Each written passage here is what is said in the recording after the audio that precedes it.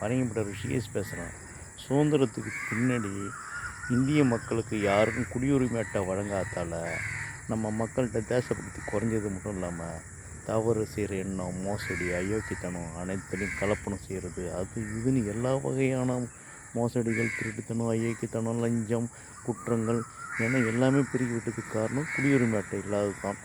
குடியுரிமை அட்டையை வழங்கி குடிமகனின் கடமைகள் என்ன, குடிமகனுடைய கடமைகள் என்ன, உரிமைகள் என்ன ஒழுங்காக சொல்லியிருந்தால் இந்த நாட்டில் இந்த தவறு நடந்திருக்காது.